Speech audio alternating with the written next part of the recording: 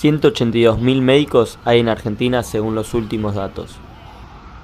El año de la pandemia hubo récord en inscripciones a la carrera de medicina en la Universidad de Buenos Aires. ¿Qué hay atrás de un médico? ¿Cuál es su historia? Todos tenemos una historia para contar. Hoy en Doris invitamos a todo el mundo a ver El Nuevo Comienzo.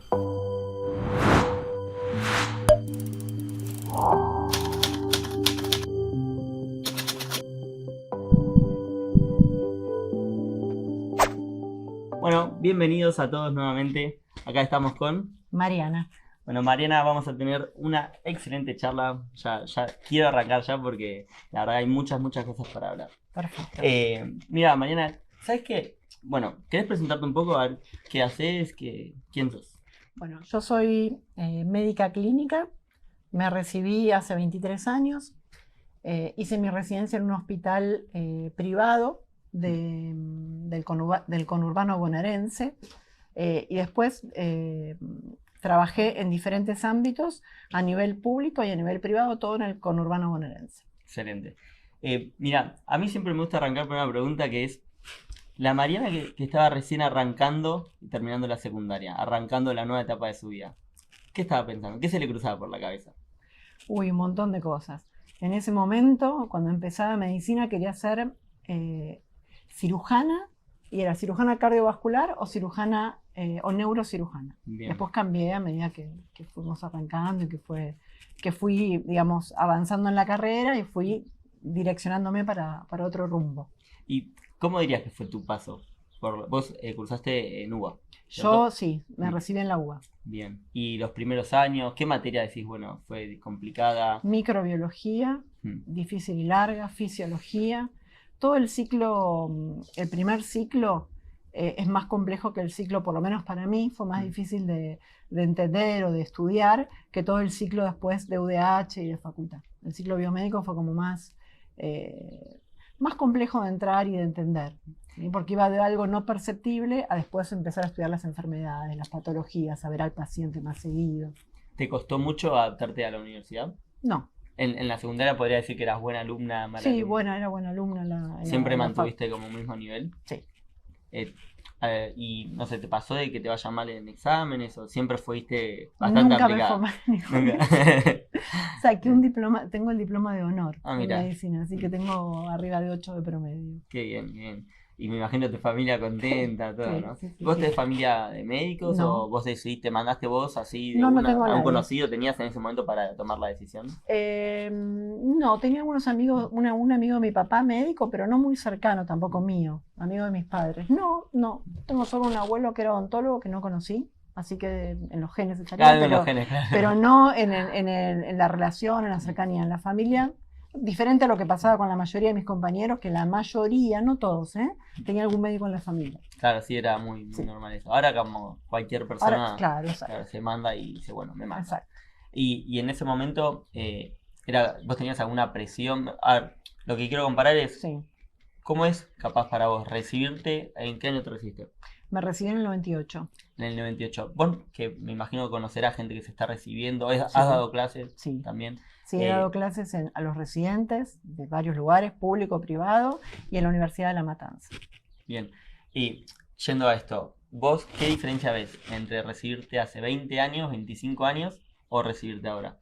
Que hace 25 años la medicina bien tradicional seguía y parecía que iba a estar por mucho tiempo. Hoy, que estamos en un cambio terrible de todo lo que es la modernización, la tecnología, la pandemia ayudó mucho a que todo lo que sea virtual, Zooms, atender a pacientes en forma telefónica por Zoom antes era inviable. Después de la pandemia se hizo como algo tangible, algo que se podía hacer. Sí. Y con eso también aparece un montón de preguntas. Por ejemplo, ¿es legal? Claro. ¿Yo puedo medicar a un paciente por Zoom? ¿Cómo escribo en la historia clínica? ¿Dónde queda registrado? Si yo le doy un consejo a ese paciente y le ocurre algo, ¿qué cobertura legal tenemos nosotros como profesionales? Se habla con los colegios de médicos, está todo cambiando. Eso y se está regulando y seguramente que a medida que pase el tiempo se va a regular más todavía. Pero ya tiene un marco. Ya hay un marco. Bueno, justo lo mencionaste vos. ¿Cómo viste la pandemia? ¿Cómo la viví? A nivel, yo te puedo decir que mi experiencia es que estuvimos muy bien preparados. Bien. El tiempito que nos dio que llegue la pandemia, que estábamos todos, y cuando llegue, primero era, va a llegar, después queríamos que llegue, porque pasaban 3 meses y estábamos preparándonos ya. La verdad que ese tiempo nos dio, tanto en público como en privado, el tiempo para prepararnos, para saber qué era un equipo de protección personal, que ahora todo el mundo sabe, pero ni siquiera nosotros teníamos muy claro qué era un equipo de protección personal.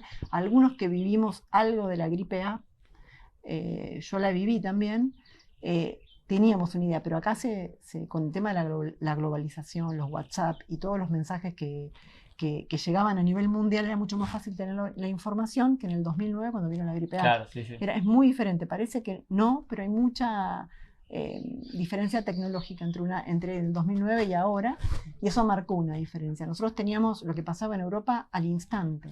Al instante, entonces nos ayudó a prepararnos bien. Y la verdad que a nivel insumos nunca me faltó, ni en público, ni en privado, ni un barbijo, ni un equipo de protección personal, y así, te lo digo, tanto en público como en privado, el acceso al tratamiento que proponía las guías del ministerio, quien sea, lo teníamos en los dos lados.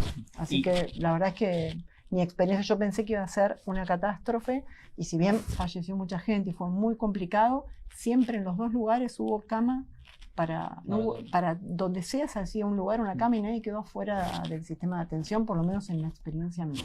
¿A vos te tocó contagiarte? Sí, 3 veces me contagié. 3 veces.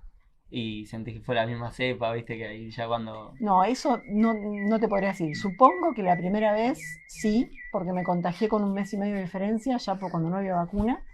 La primera vuelta fue, el primer contagio fue, te diría, muy poquito sintomático, pero el segundo no. Fue al mes y medio y tuve una neumonía, la pasé en mi casa, pero no la pasé bien. Fueron 10 días que me sentí mal. Y el último, que fue con 2 dosis de vacuna, fue súper leve. ¿Y la vacuna vos tuviste prioridad para dártela? Fuimos de los primeros, debo haber sido de los primeros médicos que nos vacunamos, porque al principio costaba hasta que los médicos se vacunen. Sí, me vacuné en enero del 2021, la primera dosis, y en febrero la segunda. ¿Y tu rol, tanto en público como en privado, era atención directa a pacientes, ¿cierto? Asistencia, sobre todo en el privado fue asistencia. Y el rol en el público, formé parte del comité de crisis para atenderlo, y me encargué de derivar a los pacientes COVID que llegaban a la guardia, de gestionar toda la derivación para que cuando el hospital se iba llenando, para que justamente no pase esto, para no quedarnos sin camas. Claro. Entonces, cuando veíamos que ya había pocas camas y entraban pacientes a la guardia, se derivaban a diferentes centros. Me encargué de gestionar eso. Bueno, una tarea nada sencilla, me imagino. Sí. Y de los pacientes que ingresaban, distintas edades, Sí. realidades sociales, de todo. De todo. Y sí. Es muy diferente. La realidad social del público del privado, es distinta. Ya marca una realidad totalmente diferente. Yo creo que ya directamente en la vida normal, sin pandemia, también creo que es algo que se ve, y bueno, el trabajo también es distinto en un público como en un privado. Es totalmente diferente. Sí. Experiencias que tendrás únicas en el público, experiencias únicas, tanto para bien para mal, ¿viste? Experiencias. Exacto, cada uno tiene su lugar, su parte buena y su parte mala. Yo siempre logré equilibrarlo, porque a mí me gusta mucho trabajar en el ámbito público. Siempre fue algo que me gustó. En su momento, cuando yo me recibí, todos buscábamos un lugarcito en una residencia, cosa que ahora no pasa tanto. Claro. Hay que ir a buscarlo, ¿no? Sí, es un poquito preocupante para nosotros. Por ahí hay algún cambio que todavía no podemos ver, pero bueno. Estábamos todos queríamos entrar, y sobre todo al público. Y en su momento, cuando entrabas a un privado, el día que se adjudicaba en el público no te dejaban faltar, pues si no te quedabas sin el cargo privado. Y como en ese momento no quedaba ningún puesto vacante, quedamos siempre afuera, gente afuera, nadie quería perder lo que tenía. Entonces yo me perdí mi vacante en el público, porque después me supe que hubiese entrado, porque tenía miedo de quedarme sin nada. Pero bueno, la vuelta de la vida me hizo poder trabajar en el público después y gratificar eso que no pude hacer. Claro, pero nunca dejé el privado tampoco, porque tiene su lado distinto también. Y te hago una consulta, en esto de estar en privado o público, ir hacia un consultorio propio. Ujú. Hoy en día, ¿es una opción viable para un Sí. médico? Sí, es súper viable. Tiene que ver mucho con lo que a cada uno le gusta. A mí Y me gusta más la supongo que la medicina de especialidad. internación, Mm. sí. Yo soy médica clínica, hice esa especialidad, porque cuando te recibís no sos médico clínico, sos médico. Tenés que aprender para ser médico clínico. Es una especialidad como cualquier otra, como cirugía, como tocoginecología, como traumatología, como dermatología. O sea, el que se recibe no es médico clínico, porque no sabe. O sea, cuando te recibís no aprendes mucho en los últimos. Por eso es tan importante la residencia, porque ahí terminás de empezás a aprender de nuevo, no terminás de aprender. Empezás a aprender de nuevo porque hay algunas cosas que la facultad todavía no te las enseña. Claro, hasta esa altura. Y en algún momento la currícula tendría que darle una vueltita de página porque hay cosas que las aprendes en la residencia. Y para la persona que capaz desconoce totalmente lo que es ser un médico clínico, ¿qué Sí. hace un médico clínico? Y el médico clínico es el médico como de cabecera, de referencia del paciente, ¿sí? Es el que, o el que debería ser así, ¿no? El que se encarga de todo, ¿no? De verlo como un todo, no una partecita, porque ahora está mucho la especialización en medicina. Tenés hasta el especialista de mano, de pie, el otorrino que es solo de nariz, boca, laringe, digamos, y por ahí el paciente termina yendo a un montón de especialistas y no tiene un médico que es el que orquesta todo eso. Claro. Le dan un montón de medicamentos, por ahí están contrapuestos, que no los tendrían, o sea, o que no podrían tomarlos, porque ven su parte y no ven el todo. Hoy se está volviendo mucho a eso, al médico de familia, que es diferente, ¿no? Y al médico clínico. El médico clínico trata a los pacientes adultos. El médico de familia, aparte de los adultos, trata a los niños, a las embarazadas y a los ancianos.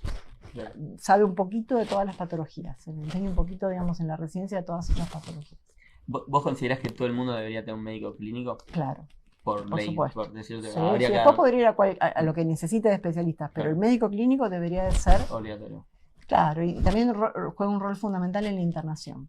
Claro. Por eso hoy están la mayoría de los hospitales o están tendiendo a internar por cuidados progresivos y no por especialidades, ¿sí? La mayoría de los hospitales más antiguos te internan la sala de clínica médica, la sala de tocogineco, la de traumatología, la de cirugía. Ahora te internan por cuidados básicos, mínimos y moderados, y después intensivos. Entonces vos ahí tenés, en cuidados básicos tenés pacientes de clínica, de traumato, de cirugía, no se incluyen los obstétricos ni los de tocogineco, y no los pediátricos para no juntar poblaciones que, digamos, que tengan por ahí alguna vulnerabilidad en cuanto al contagio de infecciones o esas cuestiones, ¿no?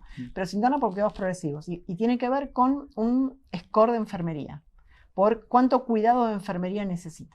Claro, un puntaje. Claro, y ahí atienden todos clínicos, También. acompañados de traumatólogos, de cirujanos, de infectólogos si necesitas de dermatólogo, pero, por ejemplo, si un paciente es netamente quirúrgico porque vino por una apendicitis, muy probablemente lo vea principalmente el cirujano, pero siempre apoyado por el clínico. O sea que el clínico sería el fundamental. O sea que tendrían que tener mucho más clínicos, que es lo que no ocurre, que otras especialidades. ¿Hay pocos clínicos hoy en día? Hay menos. Bastante, supongo que tiene que ver también con una elección de las nuevas generaciones que no están eligiendo mucho ni la clínica médica, ni la pediatría, ni la terapia intensiva. Claro. Y otras, ¿no? Pero esas están eligiendo no tanto. Bueno, hoy... Se abocan más a las quirúrgicas. Claro. Y también tiene el lado monetario, es importante, porque el que te hace alguna intervención va a ganar mucho más que un clínico que no tiene nada que enchufe, digo yo, ningún aparatito para enchufar. Es buena el ejemplo. Pero bueno.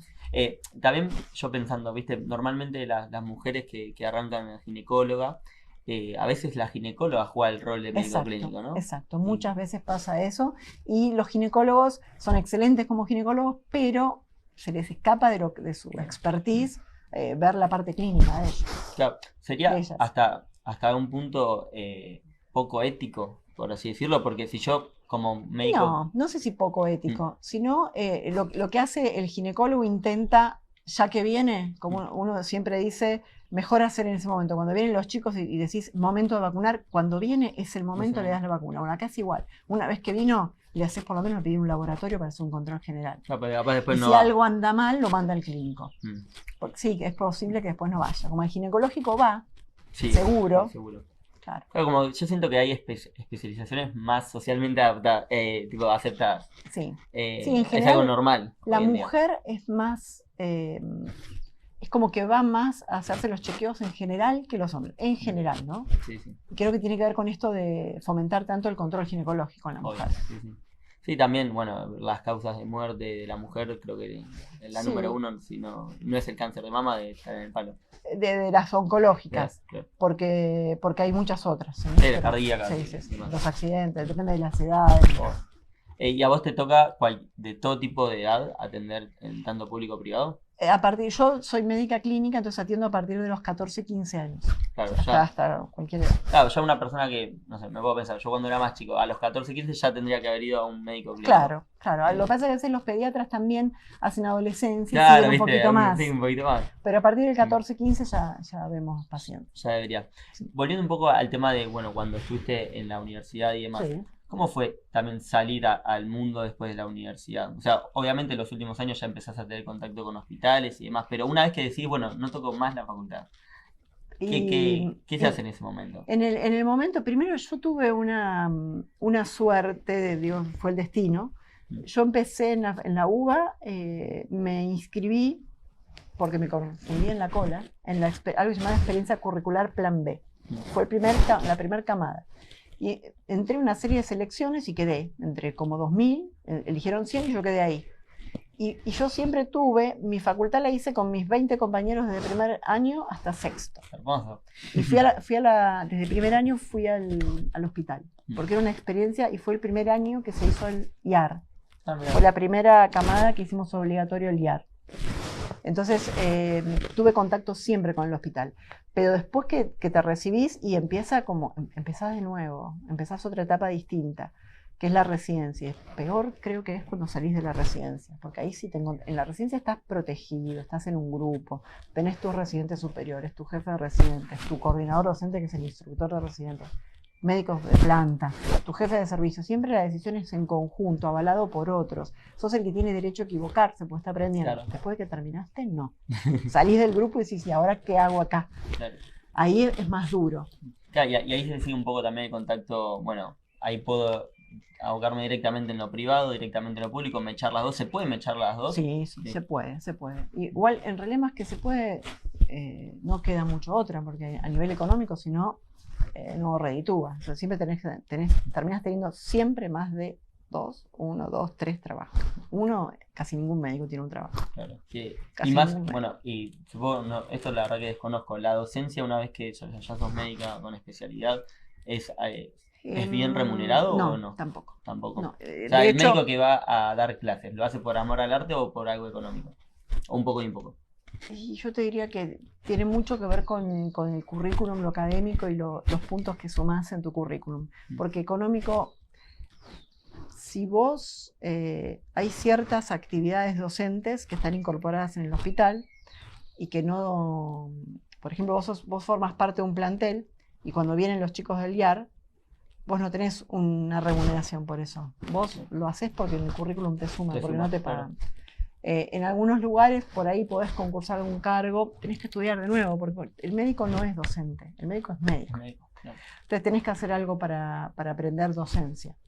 ¿Podés hacerlo o no? Ahora están un poquito más, está un poco más formal todo eso y te piden que hagas la carrera docente, que puede ser en la UBA, puede ser en la universidad, en otra universidad nacional, por ejemplo la de La Matanza, puedes hacer en la provincia de Buenos Aires, cada tanto salen cursos de formación docente para médicos, que también los podés hacer y que te avalan. Yo hice ese. Yo hice un curso de 2 años, y después rendí algo y obtuve una diplomatura en enseñanza en salud en la Universidad de 3 de Febrero. Pero todo es estudiar y todo el tiempo. Claro, sí, para poder, sí, y no es muy bien remunerado, así que es más porque te guste y porque querés explicarles lo que a vos te explicaron, pero eso en algún momento también creo que tendría que haber una formalización de eso para que sea remunerativo para el que enseña, porque también es una tarea y implica tiempo para preparar una clase, para corregir un examen, para tomar un examen, hay que hacer el examen. Claro, sí, obviamente. Implica todo un tiempo. ¿Y alguna vez tuviste la posibilidad de irte a vivir o trabajar afuera? ¿O lo barajaste? Nunca lo pensé, porque nunca quise. Posibilidades hay, en algún momento será más fácil o más difícil, pero yo nunca investigué nada porque nunca me interesó. ¿Ni siquiera algún conocido que haya ido? Sí, tengo una de mis mejores amigas de la facultad que se fue a Miami. Se recibió un año partió para allá, le costó muchísimo porque hay que rendir muchas equivalencias, primero en inglés y después en medicina. Y después tengo otra compañera de residencia que muchos años después de haber ejercido acá medicina, hace 5 o 6 años, y era radióloga, intervencionista, se fue allá y tuvo que hacer todo de nuevo. Tuvo como un tiempo largo para validar medicina y después creo que tuvo que hacer la residencia de nuevo para poder ser intervencionista ya en rayos. Bueno, Es difícil. o sea, el que se quiere ir afuera, digamos que, o sea, no es tan sencillo quizás al principio. No. A ver, yo creo que... Y tampoco es que es la panacea, porque yo, mi amiga que está en Miami, si bien gana, trabaja mucho para ganar y viaja lejos para ganar y no es que gana demasiado. Gana bien, para estar bien, yo creo que por ahí como si estuviera acá. Lo que gana por ahí que algunos hablan es de seguridad o que viven diferente, entonces ya tiene que ver más con la percepción de cada uno más que con la medicina. Y con la familia también, con ¿viste? Son tantas las decisiones que uno se cruza que... bueno, y vos también, bueno, una familia grande, vos sos una familia, digamos, grande, tenés tu familia, y ¿qué se siente ser como médica y madre? Médica y madre. ¿En qué momento de la vida se te...? Yo, cuando estaba en segundo año de la residencia, tuve mi primera hija. Así que la hice haciendo guardias. Las dos han vivido, la segunda también. La tercera también hacía guardias y era bastante más grande. Y la pasé, ¿Se pudo? ¿Viste? Hoy también yo tengo muchos conocidos y conocidas que dicen, bueno, no voy a tener familia más adelante, a los 30. ¿Hay momento para ser madre y trabajando, estudiando? Es una decisión muy personal. Se puede. Obviamente que tenés que hacer un esfuerzo. Yo tenía que estudiar con 2 nenas chiquitas, pues tenía que terminar de rendir el título de especialista de clínica médica. Cuando estaba terminando la residencia, pues lo tenía que rendir, tenía que estudiar. Más o menos te las podés rebuscar. Bueno, no cualquiera diría te la podés rebuscar. Te la podés rebuscar. Pero bueno, la verdad que me parece muy, muy interesante todo lo que contás. Hoy en día, ¿qué estás haciendo? Hoy soy jefa de docencia e investigación en un hospital público y trabajo en internación y en consultorio en el hospital privado. ¿Y en un futuro cómo te ves? En un futuro, yo me veo haciendo lo mismo. Igual yo siempre soy bastante inquieta, estoy buscando estudiar alguna otra cosa, medicina legal. Me interesa mucho todos los cambios que hay con la nutrición. Bien. Y la medicina funcional es algo que me llama mucho la atención, porque creo que es un cambio importante, muy distinto a todo lo que nos enseñaron y que hay que mirarlo, porque las cosas cambian y hay que verlas. ¿Cómo podría ser el veganismo? Sí, puede ser el veganismo parece una pavada, pero por ahí hasta hay un cambio en el tema nutricional hasta de una inversión de la pirámide alimenticia. Están diciendo que en realidad debería ser justamente invertida y tiene su explicación. Y vos lo escuchás y científicamente la verdad que se comprende. Entonces digo, hay que escuchar esos cambios. Tiene muchas cosas atrás, toda la industria de lo que es los alimentos y los procesados, los multiprocesados. Es una industria muy grande y todo esto va en contra de todo eso. Entonces imagino que no debe ser fácil. Claro, sí, me imagino también, yo digo, hoy también la cultura del veganismo está en auge. Sí. No sé, esto capaz, me lo puedes responder o no me lo puedes responder, pero si viene una madre y te dice, mira, yo soy vegana y no quiero que mi hijo bebé o chiquito consuma... Puede teniendo en cuenta con qué nutrientes tiene que reemplazarlo, se puede. ¿Vos considerás que se puede capaz desde el nacimiento incluso? Sí, se puede. No sé estrictamente el veganismo que es sin huevo y sin muchas otras cosas, pero se puede incorporar de a poco, pero hay que ser después muy estricto. Lo podés hacer como todo, pero tenés que saber cómo reemplazar los nutrientes. Yo te digo, conozco médicos que dicen, es tipo, no, o sea, de chico por lo menos hasta cierta edad. Claro, porque de alguna forma le tenés que dar proteínas. Pero se las podés dar, pero tenés que controlarlo mucho y hacerlo bien. Porque es cambiar esta idea. Hay una historia también con la leche de vaca que es bastante controvertida, hay gente que está a favor, en contra, pero hay que escuchar las dos cosas, porque la versión de que la leche de vaca no hace bien tiene una explicación científica también. Y hay que escuchar, y se puede reemplazar por otras cosas, no es que no se pueda reemplazar. Sí, además hoy en el mundo no es el mismo mundo de hace 30 años, que no existía casi ninguna leche.